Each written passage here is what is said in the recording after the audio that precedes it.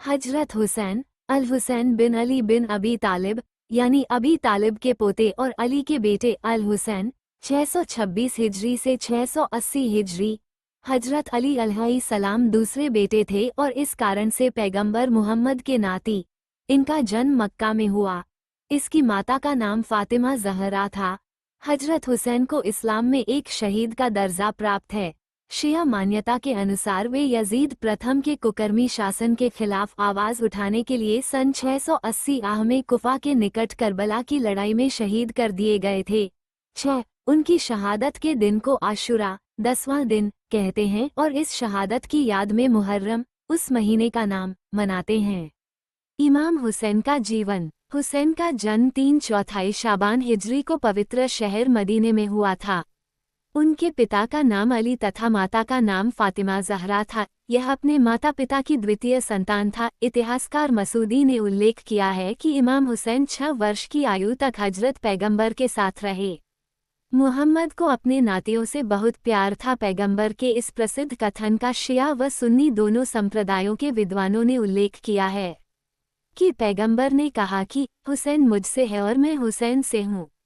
अल्लाह तू उससे प्रेम कर जो हुसैन से प्रेम करे।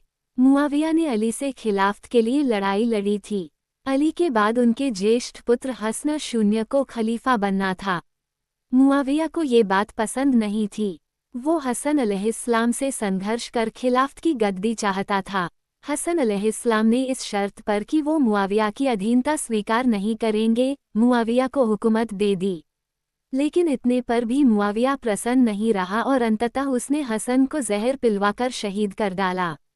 सन 50 हिजरी में उनकी शहादत के पश्चात 10 वर्षों तक घटित होने वाली घटनाओं का अवलोकन करते हुए मुआविया का विरोध करते रहे।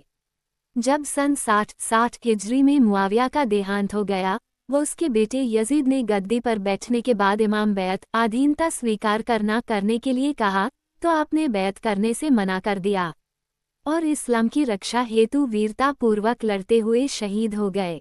मुआविया से हुई संधि के मुताबिक मुआविया के मरने बाद हसन के पास फिर उनके छोटे भाई हुसैन बनेंगे, पर मुआविया को ये भी पसंद नहीं आया। उसने हुसैन खिलाफत देने से मना कर दिया। इसके 10 साल की अवधि के आखिरी 6 महीने पहले मुआविया की मृत्यु हो गई।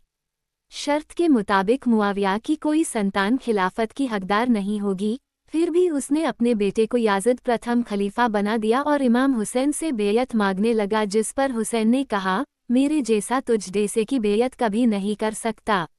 सन 61 हिजरी 680 शून्य में वे करबला के मैदान में अपने अनुचरों सहित कुफा के सूबेदार की सेना के द्वारा शहीद कर दिए गए। हुसैन ने सन 61 हिजरी में यजीद के विरुद्ध कियाम किसी के विरुद्ध उठ खड़ा होना किया। उन्होंने अपने कियाम के उद्देश्यों को अपने प्रवचनों में इस प्रकार स्पष्ट किया कि जब शासकीय यातनाओं से तंग आकर हजरत इमाम हुसैन मदीना छोड़ने पर मजबूर हो गए तो उन्होंने अपने कियाम के उद्देश्यों को इस प्रकार स्पष्ट किया कि मैं अपने व्यक्तित्व को चमकाने या सुखमय जीवन यापन करने या उपद्रव फैलाने के लिए कियाम नहीं कर रहा हूँ, बल्कि मैं केवल अपने नाना पैगंबरे इस्लाम की उम्मत इस्लामी समाज में सुधार हेतु जा रहा हूँ तथा मेरा निश्चय मनुष्यों को अच्छाई की ओर बुलाना व बुराई से रोकना है।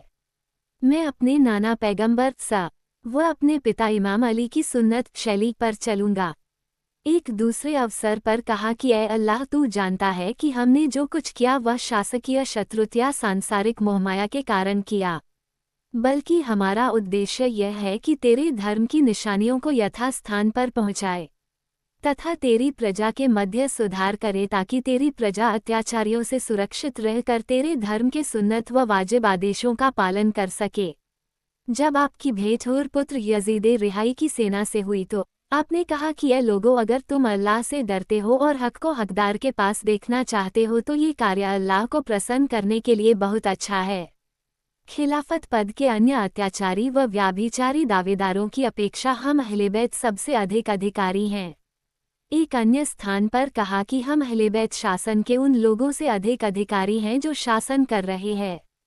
इस्लाम में इस दिन मुहर्रम मास की 10वीं तारीख को बहुत पवित्र माना जाता है और Iran, Iraq, Pakistan, Bharat, Bahrain, Jamaica सहित कई देशों में इस दिन सरकारी छुट्टियां दी जाती हैं।